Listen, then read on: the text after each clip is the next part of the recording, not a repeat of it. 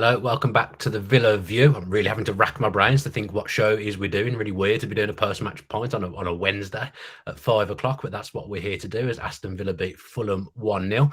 This show is sponsored by Purity Ale. If you want to get 10% off everything they have to offer, then use the code #VillaView. Of course, my dad tries to ring me just as the show starts, and I know he would have got a notification that the Villa View was on as well. I'm your host, Dan Bardell, joined by Neil Dunworth. And Neil, another win for Villa. Not pretty, not a game that will live long in the memory, but I've got to say, looking back at it and how I felt when I woke up this morning, I actually quite like the fact that we weren't brilliant. We didn't really get out of first gear, but yet we still won the game 1-0, another win at home, 5 in a row now, kept a clean sheet. Finally, a centre-back scores from a corner. That's been a long time coming. So although we didn't have to do much to win the game, and it was from a set piece we won the game, it was just a comfortable night. I didn't really ever feel particularly nervy that we were going to get clawed back in that game. I don't know about you watching from Ireland. No, I didn't. I suppose firstly, my overall action feeling on the game itself is you're going to get these games specifically when you're coming in the business end of the season. We've 32 games in the or 33 games, I think, in the tank now. 32 before tonight. We had a game on Saturday, which while we didn't really perform, was still a tough game because Brentford ran and it was still a tough game. You still needed to do work there. And last night was, I think it's okay for this team to, because we're not a fully formed team. There's still an awful lot of hurdles this team needs to get over internally itself, to make it a good team. But, we're 10 games unbeaten, Dan, and I think it was 3 weeks ago, the two of us, or probably 2 weeks ago, but 3 games ago, the two of us were sitting here and we actually posited whether we could actually go 3 games or 10 games unbeaten. And we've done that now. And we've gotten a draw when we didn't play well. We've gotten a win when we didn't play well last 2 games. And I think the team aren't stupid. I think the team will know that, look, we got out of jail against Brentford, and they'll know that, look, there was a bit more in the tank against Fulham. But I thought it was, once we got that goal, we sat back, and it reminded me of the games like against Leeds earlier on in the season. After Unai came in, that I think it was a Friday night game, we got an early goal through Leon Bailey, and then we kind of sat back and we kind of let things come to us, and then we picked them off with another goal then later on in the game. And I think that's what Aston Villa were trying to do last night. It was a conservation type game. We've a lot of players there that would have had, of the last 10 games, there's a lot of players in that team that would have played very, very high amount of minutes. They're coming up in 1,000 minutes in the last 10 games. Well, 900 minutes, if you want to be pedantic about it. But, that's that's minutes in these legs as well, because we don't have that massive rotation. So all in all, to be able to go out there and end Fulham's unlikely trudge towards Europe and to progress our own, I think, is a massive statement from this club. And we can talk about the quality of the game all we want, but at the end of the day, I don't think we will now. I don't think we'll talk about that. We won't, but people can, and it's been discussed on broadcast and national media today an awful lot. But I don't really care. 3 points are 3 points, and there was no one would be given out if Arsenal win a game dirty and we're at the top of the league. So it shouldn't be any different when Villa do it against a decent team and a team who performed well this year in Fulham. Yeah, Fulham had one shot, which I didn't really appreciate that last night, that they literally only had one shot, and it was probably in the first minute of the game as well when they went close early doors. I look back at the stats, that's the only shot that they had in the whole game. So Emi Martinez hasn't had much to do. Obviously, there was the disallowed goal that went in off Mings, I think it was, that got disallowed for offside. But really, they didn't tend to trouble us. And I did just feel there was an element of, we can win this game playing in first gear, second gear. Let's do that. Let's keep some energy back for Sunday. Nice that we've got Tuesday, then Sunday. Yeah, because it does give that extra few days rest than it would. We've come quite close to the Brentford game, but we've managed to get 4 points. We've now got a decent time before we get to Manchester United on Sunday, which is a game Villa will absolutely have to be at their best. Not a great record at Old Trafford, obviously, but Carl McClatchy, he says their Villa never needed to get out of second gear. We also should have had a penalty. I'm not sure. I'm not sure about the penalty. I think maybe if it had been given by the ref, it wouldn't have got overturned. But I did think he got a nick on the ball flukily. But I do think Tossing did get a little nick on the ball. Yeah, I agree with you on that. Yeah, looking back at it, I think if that had been a Villa defender, we'd have all said, "He got the ball. he got the ball. Come on. So I think, you've got to be fair. But I agree with you in what you say there as well, that if the referee had given it, I don't think VAR would have overturned it. That's the thing with VAR, isn't it? That's the ambiguity. Yeah. I mean, someone's saying the hoodie is cringe in the comments. I don't know. We're both wearing a hoodie, so I'd love to know the Bladdernator which hoodie is cringe. I mean, mine is a plain black hoodie. So if you haven't got my hoodie, I'm not sure. I mean, if you haven't got the Villa hoodie, I'm not really sure why either. Interesting comment in there. Chris Dolan in the comments says 100% penalty. He sent me the clip. I'm not sure I agree with you, Dolan. If that had been the other way around, Dolan would be saying never a pen. He got the ball. Come on. So yeah, I just don't think so.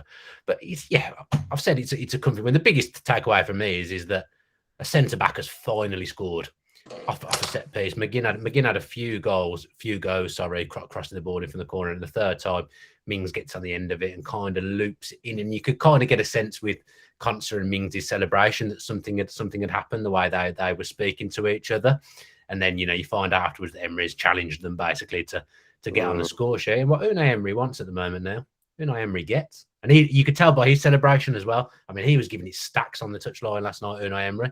He must be tired today. He was really giving it some on the touchline all the way through the goal. But again, sometimes after games, even if we've won, he's not been pleased. But generally, I felt like his reaction was that he was quite pleased at the end of it. Yeah, and he knows that he's making history here with Aston Villa. At the final whistle and during the game and stuff, and me included as well. You get encapsulated with the emotion of the game, just like Unai Emery has. And Unai Emery knows that he's making history. He knows, like he wakes up in the morning, he looks himself in the mirror, and he says, "You're doing a good job here, Unai. You're doing a good job," and he bloody well is. But he is it's funny, obviously people call him the professor, but I don't think he wants to be a perfectionist, if that makes sense. I think that what he wants people to be able to express themselves in structure, and that's kind of what Aston Villa did against Newcastle. Well, it's very much what they did against Newcastle, but when you can't express yourself in structure, make sure you don't break the structure, I think it would be his overarching kind of mentality with regards to this. And I think that game last night was exactly kind of symptomatic of what Unai Emery brings. As I see a comment there popped up there from David Stiles, love the piece by Greg Evans about Aston McPhee. I'm going to put my hand up and say, there were times where I've questioned and I've wondered what he does, what he brings, and there were times under Steven Gerrard when I think that was probably at the time it was a relevant question. He wasn't allowed to do anything by the sound of things under Steven Gerrard. Exactly. That's exactly what I was going to get at here, is that I suppose as things comes out and as context becomes clearer, you begin to understand a small bit more about the situation. But he does look to be Unai Emery's go-to man on the bench. Maybe Unai has other people, like for in-game tactical changes. Looks like it's Aston McPhee on the training ground. It's most likely going to be Paco on the training ground and so on. But we get a goal from a set piece.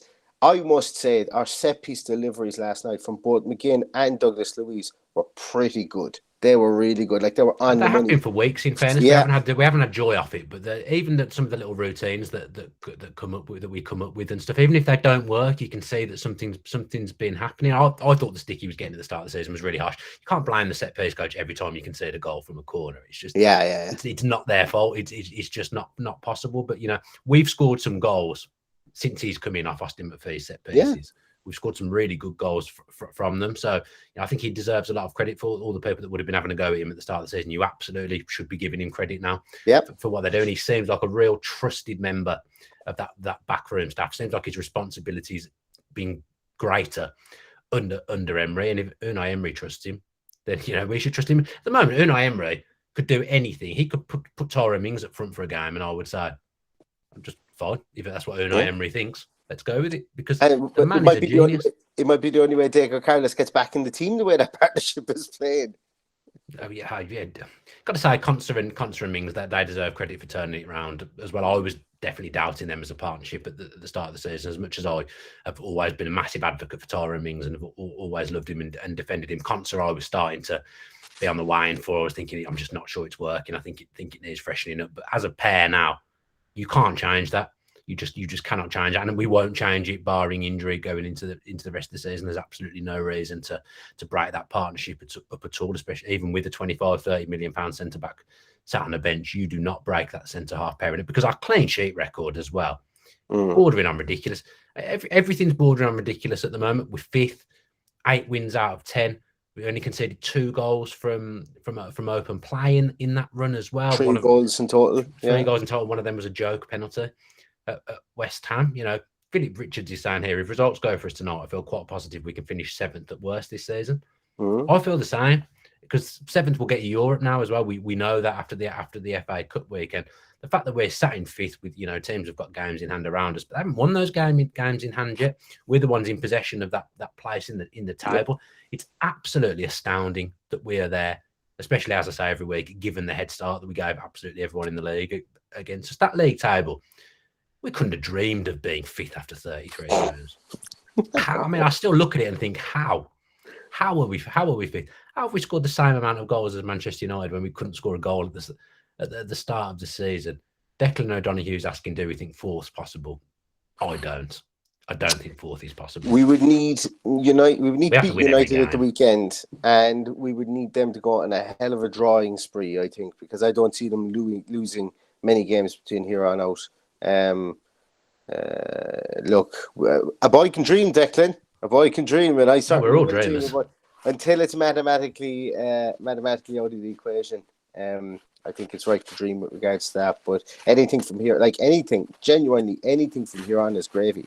If we win against Manchester United at the weekend, we will get Europe. We will get European football. I'm that confident on it, because I cannot see Brighton, and I know we've jumped right ahead after the game and everything like that, but I cannot see Brighton with their 7 games in May alone and 9 games in the next 5 weeks. It's going to be tough for Brighton, and they've got they're away at Nottingham Forest tonight. Maybe they'll win that. They would be expected to win that, but then they've got their 4 games in hand, or their 3 games in hand. Then after that, in Newcastle, United, and Liverpool, and Arsenal, I think as well. Then are 4 games that they have left. So they have as bad of a run in as we do. So if we can just better their results as we go through, I think we win. I don't look at our run and see it as bad. I see it as a massive opportunity, and I imagine that's how Unai Emery will be feeling as well. If we look at it at the moment, mathematically, we can get 4th. We can get Champions League, we can get Europa League, or we could get Europa Conference League, or we could get absolutely nothing. But I just think at the moment, if I had to bet where we would finish, I think 6th, and that's Europa League football, and that is astounding. That is where I think Villa will finish. I think Villa will finish 6th. So don't put any money on Villa finishing 6th at all, because that's where I think we'll end up. But even if we do end up in Europa Conference League, I won't be disappointed by that. I'll be absolutely buoyed, because I expected nothing after the first few games of the season. I was expecting to go down at one point under Steven Gerrard as well. The thing that could cost us, and Perry O'Reilly's just mentioned it in the chat, squad is looking a little thin. I think it's starting to show. Every time a player goes down at the moment, you do think, we are down to the bare bones. If we lose one more player, if we were to lose Watkins, for example, that's a catastrophe. He's quiet last night, but it's a catastrophe, because there's literally no other centre forward. I suppose Duran's not been coming off the bench in the last couple of games, so I've forgotten about him. But you know what I mean? There's no like for like replacement there. We're getting by at the moment. Then Donker's come in and has been brilliant. I think Ashley Young covering Cash every single game at the moment has been excellent. I think Chambers, when he comes on and has his little cameos, has been really good. Bertie came on again last night. Obviously, he scored a couple of goals off the bench, but we're teetering on the verge now of being too low on numbers. If we lose one more, there will be a little bit of trouble. Yeah, I think we need to get a central midfielder back somehow, just to alleviate the pressure of us having to go with maybe moving McGinn back into central midfield. So I'm saying we need Kamara back, I think, soon, so that we don't have to break up that. Yeah, since we don't have to break up that narrow midfield at the moment. I'm not saying he comes back into the team directly, but having him there allows us to play around with things a small bit better. In a weird kind of way, I would like, could you imagine Philippe Coutinho coming back and hitting the ground running for the last 2 or 3 games? Could you imagine him scoring the winner at Anfield or at Liverpool? Could you imagine him, something along those lines?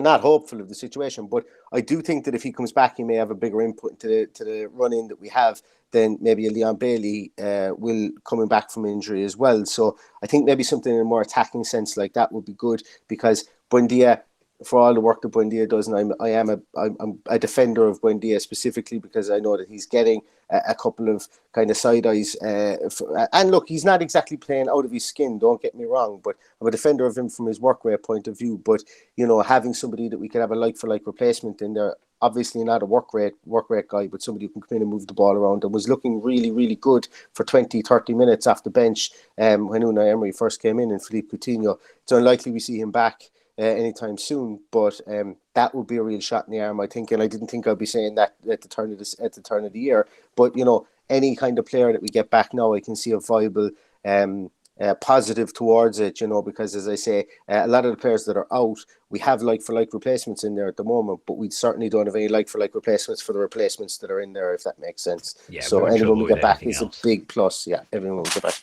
is a huge plus.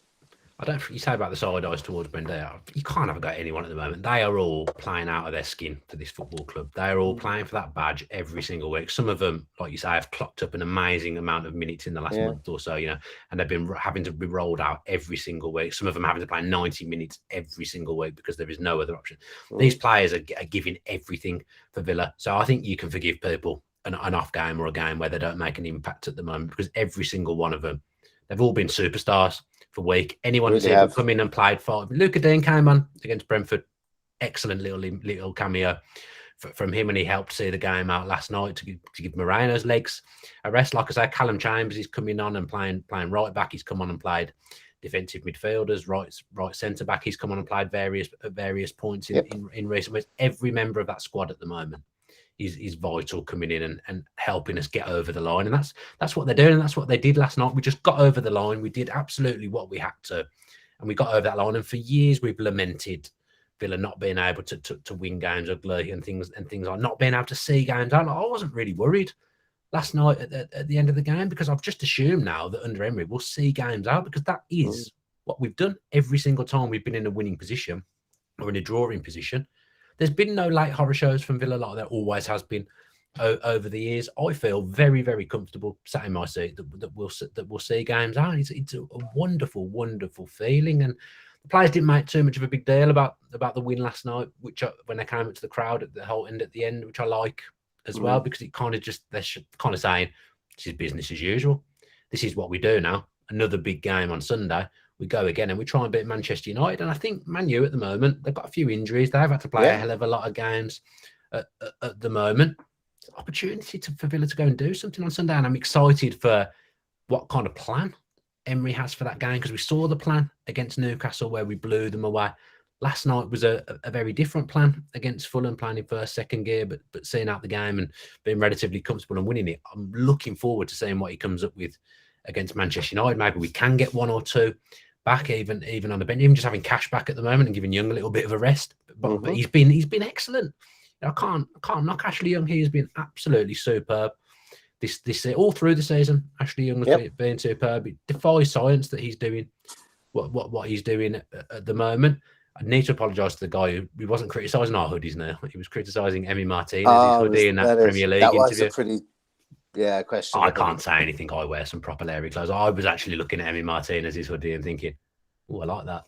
Then I looked at the price of it and I didn't like it. It as much. It was it was a pretty hefty priced hoodie that Emi Martinez had on. Good interview that, by the way. Go and watch that if you haven't watched. I think it's on the Premier League YouTube channel. Emi Martinez having a chat with Ian Wright. I think it was Dybala's other half as well. Rumour mill has been going nuts since then, Paddy. Wouldn't Dybala would be? Did you call me Paddy now?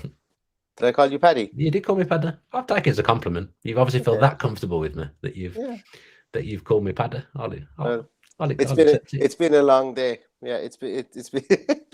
Mike Doty, I mean, to be fair, I'm buzzing off the comments this week because everyone is mentioning things that I wanted to talk about and then forget to talk about because I don't write anything down. Mike Doty says, did you notice the clapping for back passes from the new cultured Villa supporters growth? Anyway, he's absolutely bang on. There was no worry about anything last night from the Holt end. We've just learned that that's how we play now. And there's a trust there, isn't there, that just wasn't quite there at the start when we started playing in this way. I don't think everyone in the whole team got it, but my God, everyone gets it now. Look at the results. Mark Doty, that's a really, really good point, because it just felt relaxed. Now, when you're passing it sideways across the 6-yard box where you'd usually poo yourself, you don't, because you just expect the players to be able to do it now. And the players deserve a huge amount of credit for how they've learned that. They wouldn't necessarily have come naturally to every single player that the way we're playing. And just to talk about Tyrone Mings again, his distribution's immense. He clears the ball when he needs to. He's now added goals to his game, let's say, after scoring the grand total of 1 goal this season. He's added goals to his game as well. He's still a massive leader, even though he's not wearing the armband. That boy has got to be in the England squad for the summer internationals. He absolutely has to be. I can't. If Eric Dyer gets picked over Tyrone Mings again, I will be flabbergasted. That just can't happen. Tyrone Mings and Ezri Konsa are part of one of the best. We must be the best defence in the league in the past 10 games, maybe with the exception of Man City. We are. We've only conceded 3, and I don't know how many City have conceded. Sham Stato's not in the I think chat. it's the same. I think it's 3 as well. Is it? Yeah, I think I saw that somewhere today. I'm open to correction on it. Correction, but yeah, we've been fantastic. Look, to do something that hasn't been done since 1983. So we've won 5 home games in a row for the first time since 1993. I think it is under Ron Atkinson. 2010, actually, I heard earlier. Was it? I think we did 5 in 2010. Oh, well, that's what they said on BT when I was watching the game back earlier. Stuart's inquiry with Stato, but Stato did say this the first time we won 5 games at home to nil since 1983. Oh, to nil. No, that since 1983, but the first time that we've won 5 games at home was the 1993, I think, under Ron Atkinson. And if I'm not mistaken, I think they might have mentioned that on broadcast as well. I heard it's 2010, but someone will let us know. Either or. It's ages ago, and it's the first time we've done it in a long, long time. So, Unai Emery, once again, he laughs in the face of danger. Any bad record Villa have had this year, he's just gone out to poop that party. Between it being the Sunday kickoffs, the midday kickoffs, the black shirts, whatever. It's been. Why are we worried about this stuff? Let's get our head in the game. Let's go out and win it. It's fantastic. Yeah, Trevelyan Thomas says 3 goals in 10. Gone are the days of conceding 10 in 3. I mean, I'd have expected us to concede 3 in 10 minutes. And under Steven Gerrard at time, we looked that much all over the place at times. He's agreeing with you. Last 5 in a row was 93, and without conceding, he's 83. Yeah, that's a Stato head. There's a new Stato in town. They said something on BT about 2010 being the last time we won 5 in a row at Villa Park. That's what they said. 5 home wins in a row. That's what they said on BT last night when I watched it back earlier. Well, it's not long now before you do the previewed Stato. No, that's true. The podcast, like the games, come thick and fast. Yeah, especially for you when you're on every single one and you've got your own channel, and then you're coming on other channels as well. You've got it all over the place at the moment, haven't you? But I know you've got to go, so I'll call the show there. I'm not sure we covered the game in that much detail, but we covered the Villa landscape. Neil, that's what we did. 3 points, 5th place. The coffee tasted a bit sweeter this morning. And hopefully when we wake up on Monday morning, the coffee will still taste as sweet as ever, and we'll be looking right up that table. And, that grip on Europe will be getting ever stronger. So every game is, as Dubu said, every game is a cup final. Every game is the most important game of in our history since the start of the season, as I was saying last night. And look, United will only have 3 days, 2 days rest between their game against Spurs on Thursday and Sunday. So we should really go out and try and hit them hell for leather and go for it in the weekend, and we could all be here talking about another joyous victory against Manchester United on Monday as well. Yeah, right. Doing the double over Man U. Come on, if Emery can pull that off, then he really can do no wrong. The bronze statue is in production if he does that. Can you imagine doing the double over Manchester United? That's just never been possible for Villa, ever. That just is not something that's happened. I look forward to see if Stato can come up with something for that, actually, for the Stato show. We can't have done the double over Manchester United that many times in our existence. No. Surely not. We just can't have done, can we? Because we've had such a terrible record against them in general. Thanks very much, Neil. Thanks to Adam for producing as well from his car. Flawless record from the car, Adam. I'm saying that, and then he'll probably take us off the air right now as I'm as I'm saying it, yeah, doing a great job from his automobile. Thanks to everyone for joining, because there's 325 people here at 5:30 on a what day is it? On a Wednesday. That's brilliant. Thanks. I met so many lovely people at the game last night who came up and said some very nice things about the content and myself. So I really, really appreciate that. Always appreciated. Love speaking to everyone. So if you see me, don't ever hesitate coming up to me and having a chat, because I love speaking to people who've watched the stuff all these years, because quite frankly, I'll be absolutely nowhere in Korea without them. So yeah, never hesitate to come and say hello. I think that does us, Neil. Thanks ever so much. There'll be the Stato preview and the normal preview coming up in the next few days. Don't think we'll get an 1874 in this week, but that'll be back next week. Enjoy Manchester City v Arsenal, because that's going to be an absolute stormer tonight. And if you fancy logging onto YouTube and watching the Who Scored, we're doing a Who Scored live after the Man City game tonight. So go on to Who Scored's channel and you'll get to see myself and legendary journalist Jonathan Wilson talk about Manchester City and Arsenal. Dan Rollinson in the producer's seat as well. That'll be interesting. Let's see if he can get through a show without taking the channel off air. I'm rambling loads. Thanks ever so much. Up the Villa.